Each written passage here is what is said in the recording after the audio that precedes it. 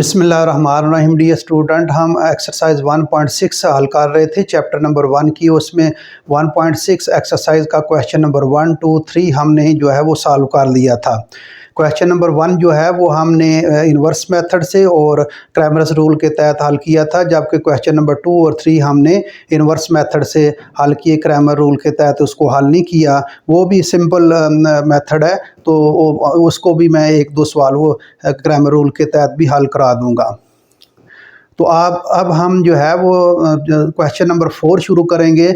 तो dear student, मेरे channel को सब्सक्राइब करें और अपने दोस्तों के साथ शेयर करें। नीचे सब्सक्राइब का बटन है, उसको क्लिक करें, सब्सक्राइब करें और अपने दोस्तों के साथ शेयर करें। चलें जी, क्वेश्चन नंबर 4 हम जो है वो हल करते हैं।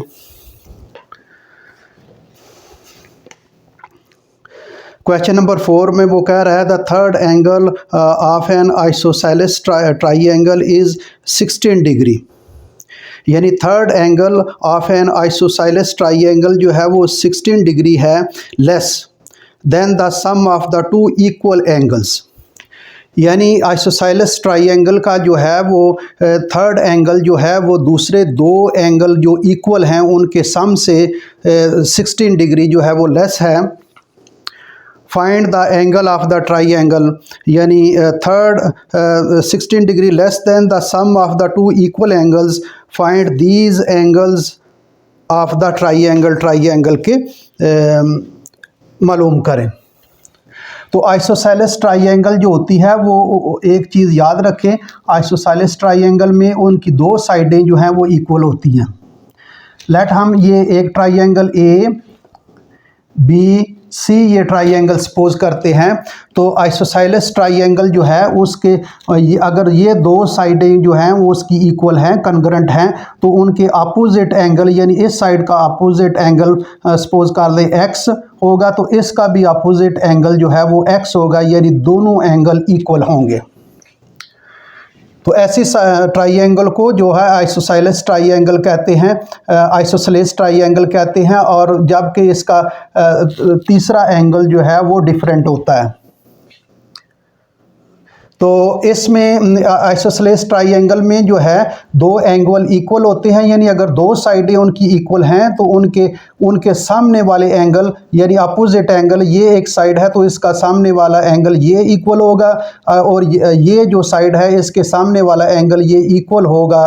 दोनों साइडें इक्वल हैं तो उनके सामने वाली साइडों, उनके सामने वाले एंगल जो हैं वो इक्वल होंगे। तो ऐसी ट्राइंगल को आइसोसेलेस ट्राइंगल कहते हैं। तो लेट हम इसको क्वेश्चन को शुरू करते हैं। एक तो ये वो कह रहा है कि ये जो सेम एंगल्स हैं उनका सम जो है थर्ड एंगल, ये वाई फर्ज कर लेते हैं, वाई एंगल जो है वो 16 डिग्री लेस है उनसे। तो ट्राइंगल के जो है वो एंगल मालूम करें। तो let the first angle of isosceles triangle is equal to X degree हम सपोज कर लेते हैं। अब वो क्वेश्चन में भी उसने कहा कि दो एंगल सेम है, इक्वल हैं, तो अगर फर्स्ट एंगल x है तो दूसरा भी एंगल जो है वो x ही होगा, उनकी भी वैल्यू जो है वो एक जैसी होगी। तो let the second angle of isosceles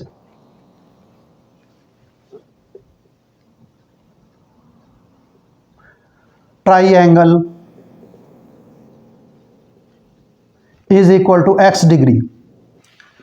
Though the third angles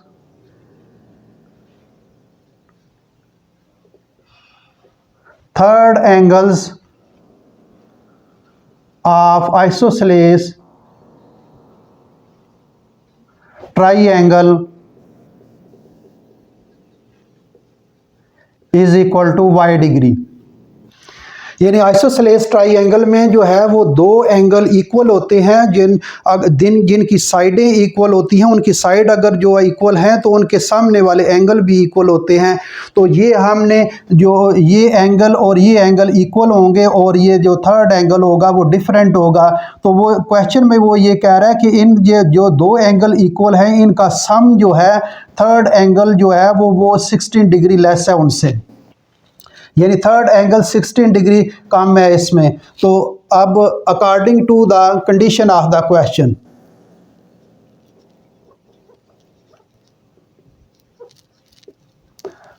according to the condition of question, question की कंडीशन है, बुक से दोबारा पढ़ लेते हैं। वो कह रहा है कि third angle of isosceles triangle is 16 degree less, यानी 16 डिग्री थर्ड एंगल कम है than the sum of the two equal angles, दो इक्वल एंगल से वो 16 डिग्री कम है। तो find the angles of the triangle, तो ये 16 डिग्री कम है, इनके सम से जो इक्वल एंगल है। तो कंडीशन जो है ये x, इनका सम कर दें, x प्लस x, ये दो एंगल फर्स्ट और सेकंड एंगल जो है वो प्लस कर लें। ये जो है ये फर्स्ट और सेकंड एंगल हम प्लस कर लिए हैं और ये थर्ड एंगल y है, ये 16 डिग्री कम है इनके सम से। पहले जो दो एंगल है उनके सम से ये 16 डिग्री कम है। या तो इसको 16 डिग्री इसमें ऐड कर लें, या यहाँ से जो दो सम हो रहा है एंगल्स का उससे 60 डिग्री माइनस कर लें, तो फिर इक्वल की निशानी हम लगा सकते हैं। तो चले इक्वल की निशानी लगाते हैं, इस पर ये 16 डिग्री कम है, इसमें 16 डिग्री ऐड कर लेते हैं। अब बैलेंस हो गया, अदरवाइज बैलेंस नहीं था। कंडीशन जो उसने लगाई है वो कह रहा है दो एंगल का सम जो है वो थर्ड एंगल जो है वो 16 डिग्री उनसे कम है, तो हमने 16 डिग्री इसमें ऐड कर लिया। अब ये बैलेंस हो गया, अब ये इक्वेशन बन गई। तो अब x plus X 2x is equal to Y plus 16। अब 2x y को उधर ले आए, minus Y is equal to 16 degree, ये इक्वेशन नंबर 1 जो है वो आपकी लीनियर इक्वेशन बन गई। अब दूसरी लीनियर इक्वेशन कैसे बनाएंगे हम, हमें पता है, हम पिछली क्लासों में पढ़ कर आ रहे हैं कि ये किसी भी ट्राइंगल के इंटरनल एंगल का सम जो है वो 180 डिग्री होता है। यानी किसी भी ट्राइंगल के जो अंदर वाले एंगल्स हैं वो उन तीनों जावियों का मजमूआ जो है 180 डिग्री होता है। तो we know that the sum of the internal angles of the triangle is equal to 180 degree. तो हम जानते हैं, वी नो दैट कि अब इंटरनल एंगल्स जो हैं ये सामने फिगर में देखें, ये x है, ये x है, ये y है। तो हम तीनों एंगल्स को ऐड करते हैं, x plus X plus Y is equal to 180 degree. ये मैंने उसी असूल के तहत जो है पीछे पढ़कर आगे आए हैं हम कि 3 एंगल्स जो है वो इंटरनल एंगल्स ट्राइंगल के उनका सम जो है वो 180 डिग्री के इक्वल होता है। तो x प्लस एक्स ये 2x आ जाएगा, plus y is equal to 180 degree, ये इक्वेशन नंबर क्या कर लें, 2 कर लें। समझ आ गई? ये तो हम पिछली क्लासों में पढ़ कर आए हैं कि किसी भी ट्राइंगल के इंटरनल एंगल का सम जो है वो इज इक्वल टू 180 डिग्री होता है। अब ये दो लीनियर इक्वेशन बन गई। अब दो लीनियर इक्वेशन जो है वो अब आगे जिस तरह क्वेश्चन नंबर 1 हम सॉल्व करते थे उसी तरह क्वेश्चन नंबर आगे इसको सॉल्व करेंगे। वैसे अगर मैट्रिक्स मेथड के यानी इन्वर्स मेथड के अलावा अगर इसको सिंपलीफाई करना हो तो वेरी सिंपल क्वेश्चन है। मसलन इनको हम चले मैं थोड़ा सा बता देता हूँ, इन दो इक्वेशन को सॉल्व करते हैं। 2x minus Y is equal to 16, 2x plus Y is equal to 180। इसको सिंप्लीफाई कर दें, ये कैंसिल हो जाएगा, ये 4x 196 x की वैल्यू निकालनी है, इसके साथ क्या है 4 ख़त्म करेंगे, ओवर 4 कर दें, ओवर 4 यहाँ से cancel, x is equal to 4 4 बार 16, 4 9 बार 36, ये 49 डिग्री आ गया। ये एंगल, ये भी 49 होगा, ये भी 49 होगा, क्योंकि दोनों एंगल जो हैं वो इक्वल हैं। अब x की वैल्यू किसी भी इक्वेशन में पुट कर लें, तो चले हम इसमें x की वैल्यू पुट कर लेते हैं ये 2 में। तो 2x की वैल्यू क्या है 49 plus y is equal to 180 degree. 9 2 बार 18, 4 2 बार 8 तो 1 9 98 plus y is equal to 180 degree. तो y इज़ इक्वल टू 180, ये 98 दूसरी तरफ जाकर माइनस हो जाएगा, तो y इज़ इक्वल टू ये 10 में से 2, ये 82 डिग्री आ जाएगा। तो अब ये बिल्कुल देख लें, ये क्वेश्चन सॉल्व हो गया। लेकिन इस तरीके से हल नहीं करना आपने, सिंपल क्वेश्चन है, एक इसको इन्वर्स मेथड से मैट्रिसेस के ज़रिए इसको जो है वो हल करना है। तो इस तरीके से हम इसको हल करते हैं। उसमें हल करने का तरीका डियर स्टूडेंट मैंने बताया है कि जो लीनियर इक्वेशन है उसको हम मैट्रिक्स फॉर्म में लिखेंगे। तो सबसे पहले ए मैट्रिक्स हम लिखते हैं, ए इज़ इक्वल टू, ए कैसे लिखते हैं कि ये वेरिएबल और कोएफिशिएंट आपस में मल्टीप्लाई हो रहे होते हैं, तो ये उनके कोएफिशिएंट का एक मैट्रिक्स बनाएंगे। x का कोएफिशिएंट 2 है, y का -1 है, x का 2 है, y का 1 है। ये दो लीनियर इक्वेशन जो है, तो पहले सबसे पहले हम इनके कोएफिशिएंट का मैट्रिक्स बनाते हैं। तो x का कोएफिशिएंट 2 है, ये 2 लिखेंगे, y का कोएफिशिएंट -1 है, -1 लिखेंगे, ये x का कोएफिशिएंट 2 है, 2 लिखेंगे, और y का 1 है, ये 1। ये एक कोएफिशिएंट का मैट्रिक्स बना लिया।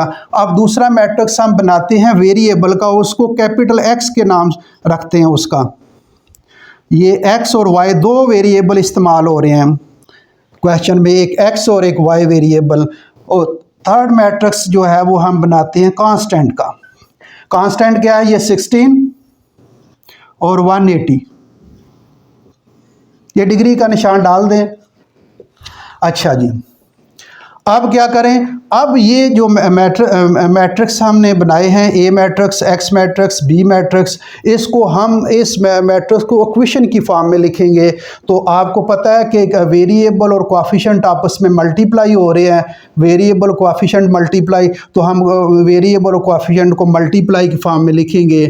ये कोएफिशिएंट है 2 -1 2 1, और ये वेरिएबल को साथ मल्टीप्लाई कर लें, और इज़ इक्वल टू, इक्वल के बाद जो है वो कांस्टेंट है, तो इक्वल के बाद कांस्टेंट का मैट्रिक्स लिखेंगे 16 और 180। अब क्या जी, इसका नाम तो ए रखा है, इसका क्या capital X is equal to, इसका क्या रखा है B। अब x की वैल्यू हमने, चूँकि x जो है वो कैपिटल X, इसमें स्मॉल x और स्मॉल y फॉल करते हैं, तो इसकी हमने वैल्यू रखनी है, निकालनी है। तो साथ वाला ख़त्म करेंगे, a दूसरी तरफ चला जाएगा, तो a दूसरी तरफ जाकर क्या हो जाएगा, a इनवर्स। तो capital X is equal to a inverse B। ये इक्वेशन नंबर 3 काल दें, 2 हमने की हुई है, 2 इक्वेशन, और ये 3।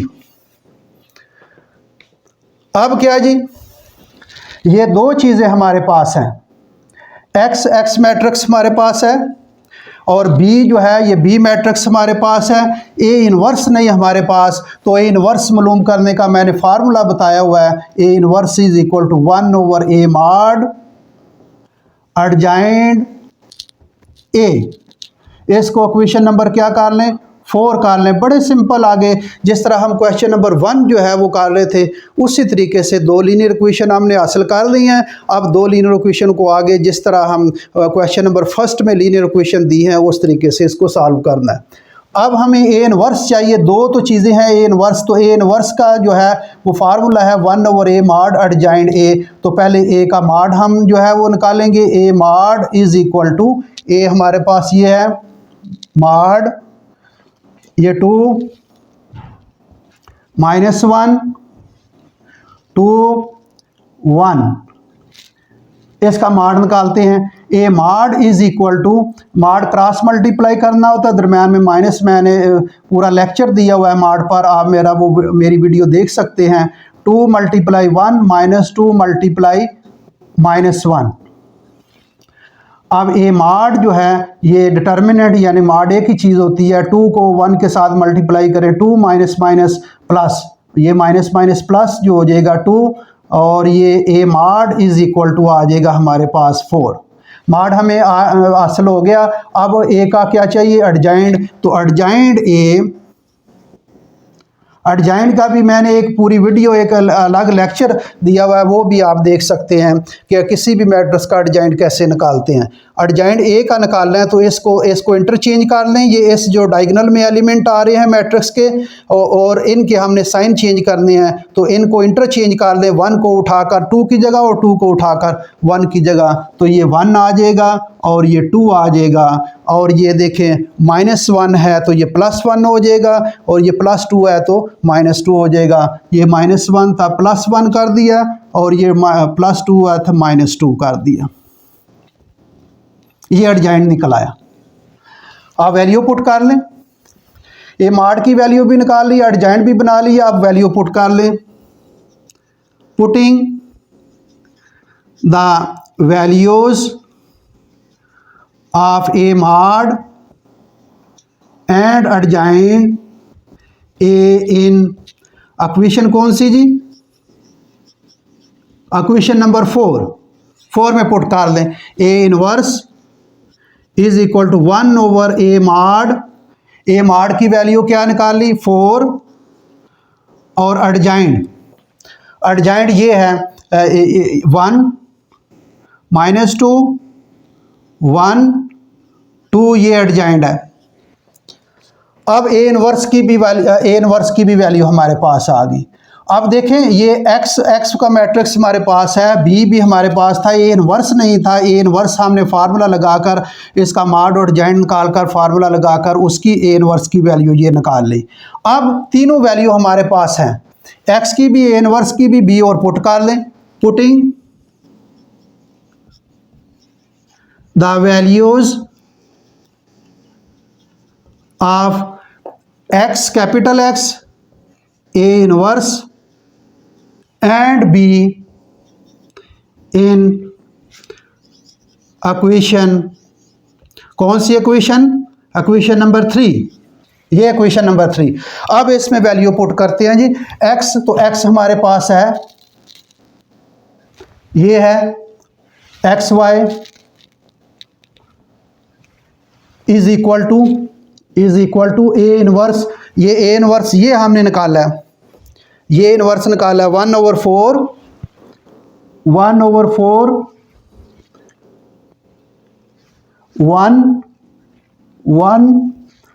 -2 2, ये ए इनवर्स निकाला है। अब b की वैल्यू, तो b ये है हमारे पास, b वैल्यू है 16 और 180। अब इनको हम सिंपलीफाई कर लेते हैं, सॉल्व कर लेते हैं। तो xy 1/4, अब दो मैट्रिक्स मल्टीप्लाई हो रहे हैं, मल्टीप्लाई कर दें इनको, ये फर्स्ट रो को इस कॉलम के साथ मल्टीप्लाई करेंगे, 1 × 16 + 1 × 180। अब नीचे आ जाएं, -2 × 16 और +2 × 180। अब xy इज इक्वल टू 1/4, अब 16 को 1 के साथ मल्टीप्लाई करेंगे, 16 आ जाएगा, और ये प्लस आ जाएगा 180, 181 के साथ मल्टीप्लाई होगा तो 180 आ जाएगा। अब 16 को 2 के साथ, 16 2 बार 32 -32, और प्लस इसको मल्टीप्लाई करें, 2 0 8 2 बार 16 2 1 360 आ जाएगा, 360 आ जाएगा। अब इसको फर्दर सिंप्लीफाई करते हैं, xy इज इक्वल टू 1/4। अब इसको ऐड कर लें, 180 से जो है वो 196 आ जाएगा, 196। अब 360 से 32 निकालें तो ये 8 और ये 328 आ जाएगा। यानी 360 से आप ये 32 निकालें तो 08 आ जाएगा और ये 523 ये आ जाएगा इसका 328। अब X Y is equal to, अब हर एलिमेंट को इसके अंदर 1/4 को मल्टीप्लाई करना है, तो ये 196 मल्टीप्लाई 1/4 328 मल्टीप्लाई 1/4, तो X Y is equal to, अब इसको काट लें, 4 एक बार 4, 4 4 बार 16 और 4 9 बार 36, 49 क्या आ गया 49। अब इसको काट लें, 4 एक बार 4, 4 8 बार 32, 4 2 बार 8, 82 डिग्री, ये 82 डिग्री वही जैसे सिंप्लीफाई किया था।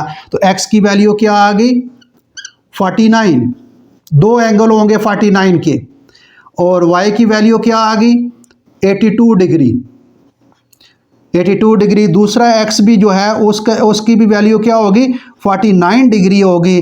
तो ये दो एंगल 49 डिग्री के होंगे और थर्ड एंगल जो है वो 82 का होगा।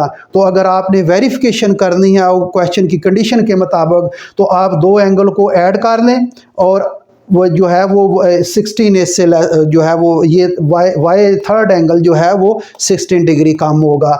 तो आप चेक कर सकते हैं, क्वेश्चन आपका सॉल्व हो गया। चेक कर लें, 9 9 18 और 4 4 8 8 थे 98, तो 98 जो है ये 82 है, कितना फ़र्क है ये 16 का फ़र्क है। 98 से 82 निकालें तो ये 6 और ये 1 देख लें, 16 का फ़र्क है। जो हमने जो फ़र्क था वो हमने ऐड किया इक्वेशन को बैलेंस करने के लिए। तो डियर स्टूडेंट सिंपल क्वेश्चन है, सिर्फ थोड़ा सा अंडरस्टैंडिंग की ज़रूरत है। मैथ को अंडरस्टैंड करें, उनको समझें, प्रैक्टिस करें, बार बार प्रैक्टिस करें, तो मैथ कोई मुश्किल नहीं है, बड़ा ईजी है। तो डियर स्टूडेंट नेक्स्ट क्वेश्चन हम इंशाल्लाह कल करेंगे। Thank you very much.